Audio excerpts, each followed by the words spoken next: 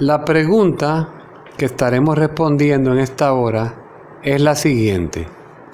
Dice la Biblia en la primera epístola de Juan, capítulo 3, verso 8, que el que practica el pecado es del diablo. Y los cristianos aún pecamos. Entonces, como los cristianos pecamos, ¿somos del diablo? Hoy, desde el corazón de Dios, con la ayuda del Espíritu Santo, estaremos dando esta respuesta. La respuesta es no. Los cristianos, aunque pecamos, no somos del diablo, porque no es lo mismo pecar que practicar el pecado. Y lo vamos a explicar ahora a la luz de la Biblia para que podamos entender.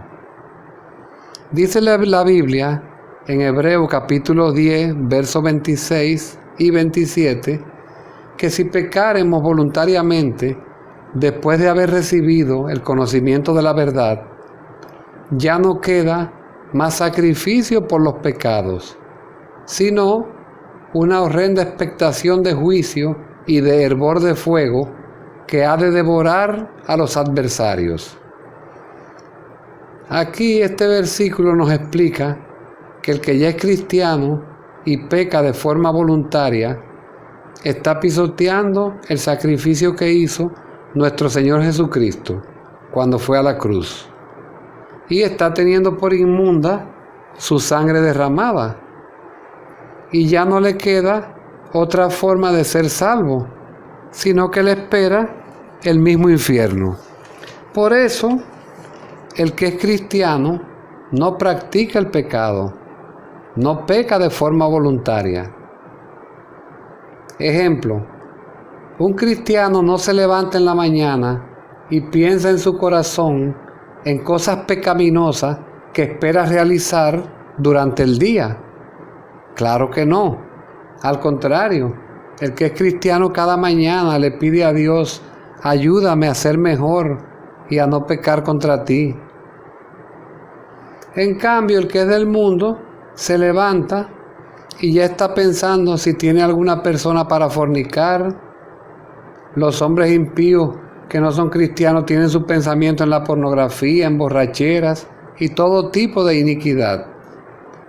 Si saben que van a llegar tarde al trabajo por haberse acostado a altas horas de la madrugada, chateando por el celular o en alguna parranda, ya están maquinando una gran mentira para darla como excusa por haber llegado tarde a su trabajo. Por eso dice la Biblia en Salmo 36, versos 3 y 4, hablando del impío, del que no es cristiano. Dice que las palabras de su boca son iniquidad y fraude, que ha dejado de ser sensato y de hacer el bien, que iniquidad piensan sobre su cama y andan en camino no bueno, y el mal no lo aborrecen tampoco. Sí, hermanos míos, y no solamente hacen sus iniquidades, sino que también se deleitan contándoselas unos con otros. Por eso es que vemos que ven pornografía y se la mandan por el celular unos con otros.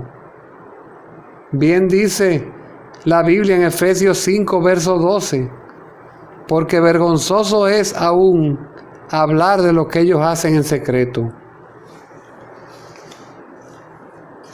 En cambio, hermanos míos, los que somos cristianos no practicamos el pecado.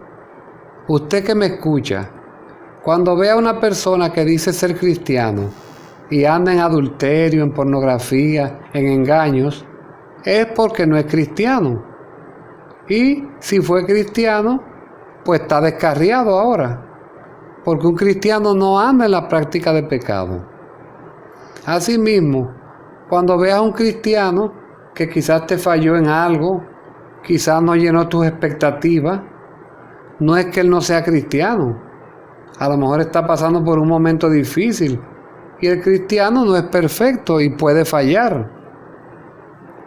Es bueno que la gente entienda que hay distintos grados de madurez entre un cristiano y otro cristiano.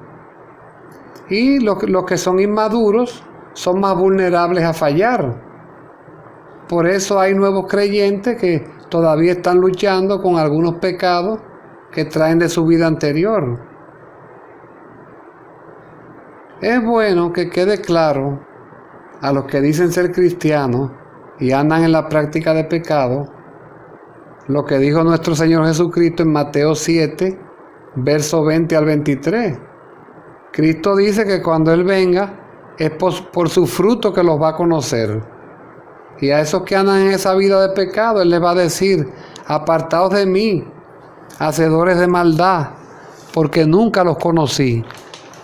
Ahora voy a explicar por qué los cristianos pecamos todavía y a establecer la diferencia entre pecar y practicar el pecado para que veamos que no es lo mismo. La Biblia nos enseña en Romanos capítulo 7, versos 7 al 24, que mientras estemos en este cuerpo, el pecado va a morar en nosotros. Por eso vemos al apóstol Pablo, lo miserable que se siente por el cuerpo de muerte que habita en él. Y en todos nosotros los cristianos. Y cuando dice cuerpo de muerte, significa cuerpo de pecado. Por eso el apóstol dice que en su cuerpo no mora el bien, aunque en su interior sí está el deseo de hacer el bien. Veamos Romanos 5:12, que nos enseña que nosotros llevamos el gen del pecado de Adán. Por eso, hermanos míos, todo el que es cristiano es una lucha que estamos sosteniendo con el pecado. Ahora, los cristianos, vuelvo y digo, nuestra forma normal de vivir no es vivir en el pecado. Ejemplo, los cristianos pecamos diariamente en pecados que la Biblia llama pecados no de muerte. Primera de Juan, capítulo 5, verso 17 dice que toda injusticia es pecado, pero hay pecado no de muerte.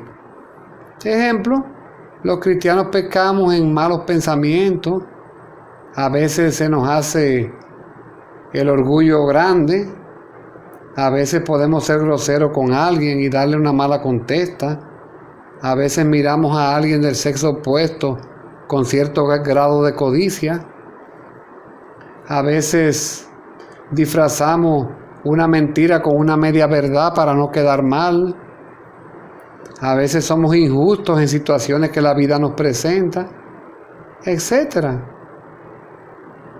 Y hay cristianos que han pecado con pecado de muerte. Por ejemplo, hermanos que han caído en adulterio. El adulterio es un pecado de muerte. Y no solo el adulterio, las orgías es un pecado de muerte, las hechicerías, los homicidios, por supuesto, y demás. Entonces, hermanos, hay hermanos que es verdad que le ha pasado que han caído en pecado de muerte y son hermanos que aman a Dios. Pero, claro, cuando un hermano cae en adulterio, por ejemplo, que es un pecado de muerte, tiene dos caminos. Si él quiere seguir siendo cristiano, tiene que abandonar esa relación de adulterio con la persona que la tuvo y cortar eso de raíz inmediatamente y pedirle perdón a Dios, y Dios restaura su relación con él. Pero si se queda en el adulterio, se convierte en un cristiano descarriado. Y un cristiano descarriado es peor que uno que no es cristiano.